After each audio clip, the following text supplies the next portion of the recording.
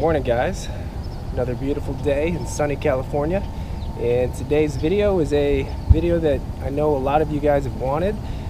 Today I'm actually going to review and give you a tour of my Nativewatercraft TITAN 13.5. So first things first, let's get down on the water, do a little fishing, and then we'll come back here and we'll talk about the boat.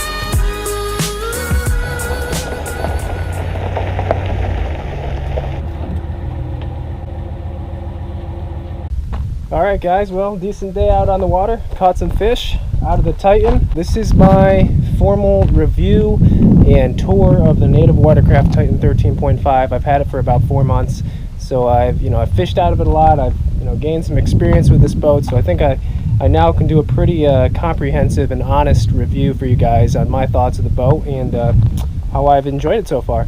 So this is pretty much the boat completely stripped. This is what you get when you buy the boat, minus the Boondocks landing gear, which we'll talk about in this video, but those are a must. Bare weight of this kayak, so minus the landing gear, minus the seat, 150 pounds. It's obviously 13.5 feet long, about 42 inches wide. So as the name suggests and what you've heard, this is a very large boat, probably the biggest kayak that you could find. So I'm going to outfit this boat now how I would take it on the water typically for a day of fishing, and then I'll pretty much go through the entire thing, how I have things set up, and we can kind of talk about the boat as we go.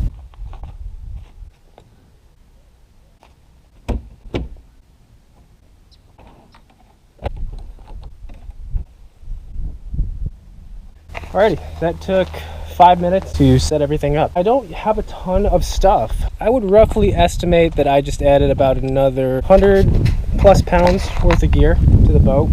So now we're talking probably 250 pounds with everything. We'll start at the bow, make our way back to the stern. I'm going to switch this over to the chest mount. Real quick, talking about some of the exterior components. A lot of handles. Obviously this is a big boat, so you've got 1, 2, 3, 4, 5, 6, 7 different places to grab this boat, which definitely comes in handy. I don't really like the orientation of this handle.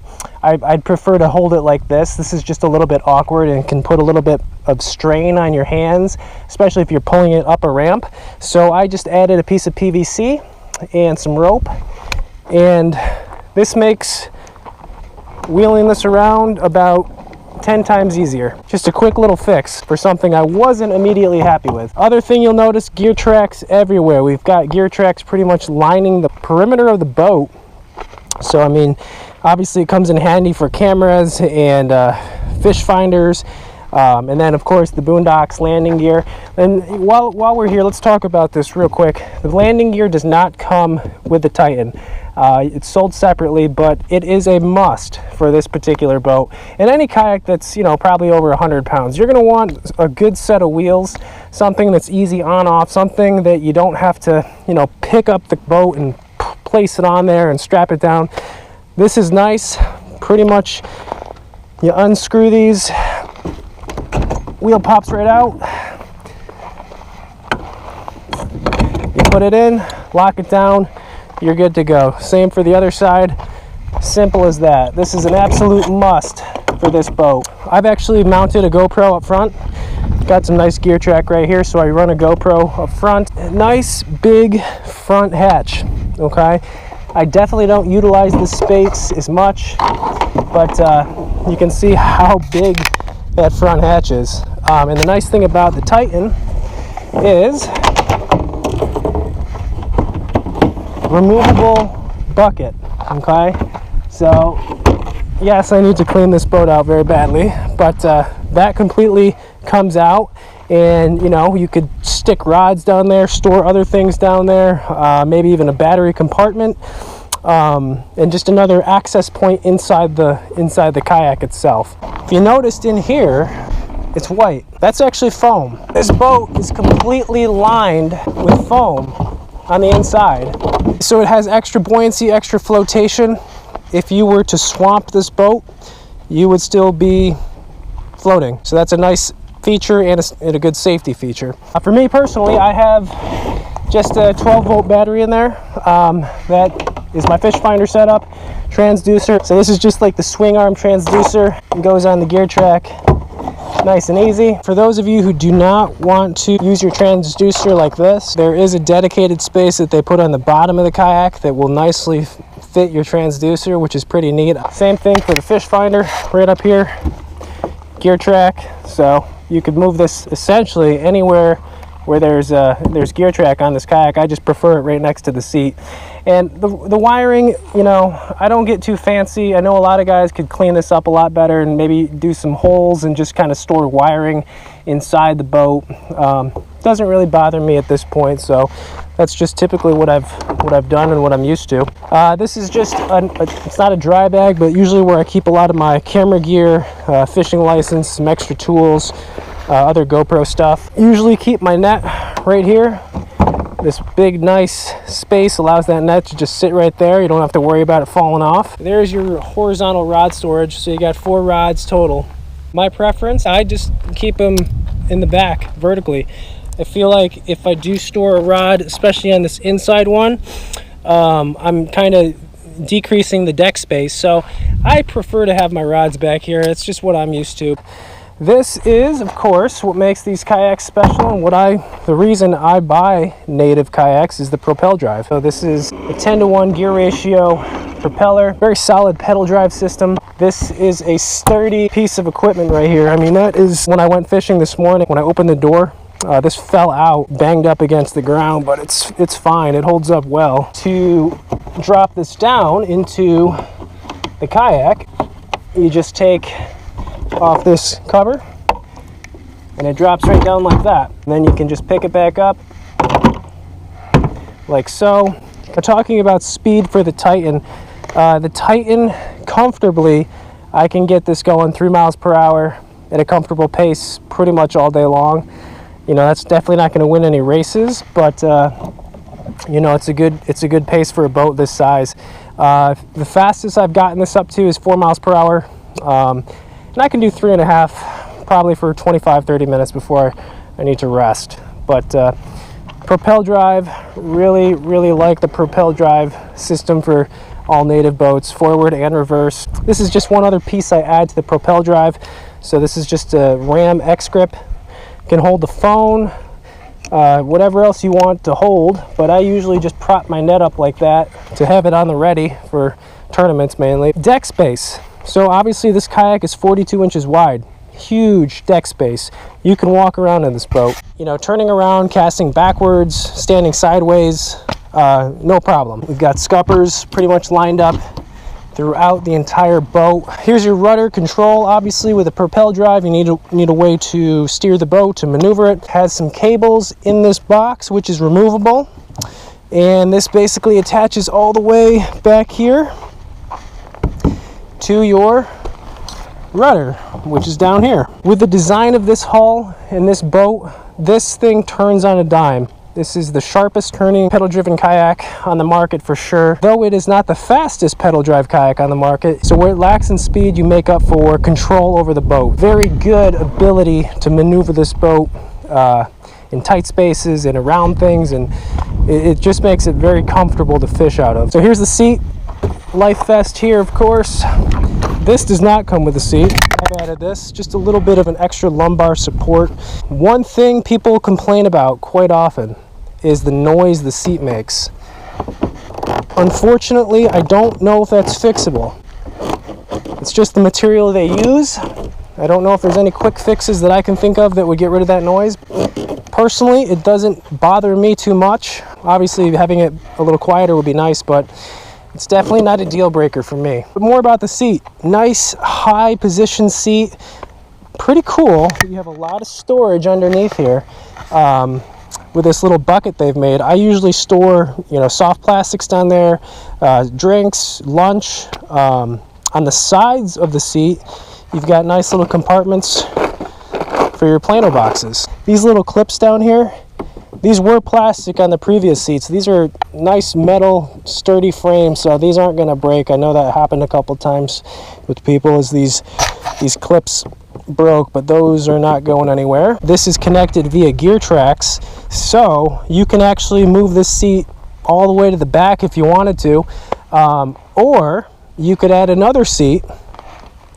As you can see, the gear tracks go all the way back here. You could fish 2 people out of this, no problem. I keep my hog trough just kind of tucked to the side. The other thing you'll notice, and a nice feature of this Titan, is it has a dedicated paddle storage space. So obviously with a propel drive, the idea is you're probably not going to be paddling this boat too often, and you probably don't want to because it is a big boat. So they made a nice little spot for your paddles. So they just kind of tuck into those taco clips, and they've got some nice grooves where the paddle can fit nice and snug. When you're not using it, it goes back in just like that, and it's nice and out of the way, but you still have it there if you need it. Opposite side of the rudder control, you have a drink holder / rod holder. So this is pretty much dual purpose. You can put your drinks here, and I use this quite frequently. I don't use it so much for drinks, but what I use it for is rod storage if I'm changing a bait or retying, something like that. Rod goes in like that, and you're good. Lots of bungees, of course you've got bungees up here too, and you can adjust these bungee positions as well. You just loosen these screws up and you can move them fore and aft. You've got a bunch of bungees in the rear. I use the bungees in the back to secure my black pack. Big open space in the back. You can store another cooler back here if you want it. Something that you can't see, which is under the black pack, is the hatch. There's a hatch there. That's how you can access the inside of the boat from the back. You've got 2 mounting plates for power poles, or just 1 power pole, whichever you like. One thing I will say, and something that you might want to consider doing, is adding a hatch right here. Just get a round hole or hatch or whatever, and add that here so you can access the inside of the boat a little bit easier. But just a lot of options for customizing this boat for sure. I'm not going to go through my black pack. Pretty much baits. I actually keep a battery in there, a 12-volt battery to power the GoPro setup, sunglasses, sunscreen, a towel. Then for my rods, I've got 8 rod holders. I usually only bring 6 or 7 rods with me. One thing I've added is this little bungee that'll actually secure the rods down. This is my camera setup. So what you guys usually see when I'm fishing is coming from this camera setup here. We've got a Scotty locking mount. I've got this GoPro custom camera mount. I'm going to put a link in the description where or how I made this mount. I got it from another guy. I get that question quite a bit. Link in the description to the video that I used to make this mount. I'm not very clean with my wiring, but this again is the wiring to the GoPro so I can run it all day. I got to thank Mike for that. He hooked me up with this 12-volt battery and USB conversion system, and now I can run this GoPro all day without changing batteries. So thank you, Mike. All right, so that's pretty much the run through of the boat, how I've set it up. Very similar to how I had my Slayer 13 set up. What do I think about this boat? Its size is both a pro and a con. That is one of the things about this boat that you should first know if you're thinking about buying this boat. You're going to need either a trailer or a bed extender. I use a Boondocks T-bone bed extender. I put this in the bed of the truck. I really like the T-bone because it has this curved bar, so it's unlike the square ones. It has a little bit extra clearance. Getting it into the bed of the truck, I always put it in completely empty. It's not that bad. I would not recommend having this in the bed of your truck fully loaded because that'll just be a lot of weight, and it's obviously not good for your back or your body. Boondocks landing gear, an absolute must. You're not carrying this boat to the ramp from the parking lot. There's just no way. You're going to need some kind of wheel system. Boondocks landing gear is the way to go. Now, the size itself is one of the things that makes it so great. I mean, this is incredibly stable. I mean, I don't think you're going to find another kayak out there that's this stable. I mean, you can literally walk around in this thing. If you're a bigger guy and stability is something that is important to you, then this would be a good boat. If you fish the ocean, I haven't put this in the ocean yet, but I'm sure this would be a fantastic kayak for the ocean. So I'd say the two biggest issues of this boat that people have mentioned is the noise of the seat. I don't know how to fix that one. If it bothers you a lot, then it's probably not the boat to purchase, because it does make noise. The other thing people addressed was the cavitation. So the prop actually cavitating. Cavitation issue Native addressed and fixed. So they actually just changed the prop blade to a more shorter and I guess square shape, and that has fixed the cavitation issue. You know, fishing wise, I mean, it's a great boat. I've thoroughly enjoyed fishing out of it. Comfortable to fish out of. I mean, you can fish out of this all day, no issue. Again, the only knocks I have on it are its size, okay? Because that's going to limit someone as to their transport method. It has to be a trailer or a bed of a truck. So you basically need a truck. Now, they did just release the news that they're going to be coming out with a 10.5-foot version, a little bit narrower, obviously lighter. And that's coming out in October. And then next year in 2018, they're coming out with a 12-foot version. So looking forward to seeing those boats in action for sure. Hope you guys enjoyed the tour and my review of the Nativewatercraft Titan. Take a look at the description to see my official rating system and scores for this particular kayak. And if you have any questions, feel free to drop it down in the comments below, and I'll do my best to answer them. But thanks for watching, guys, and I'll see you in the next one.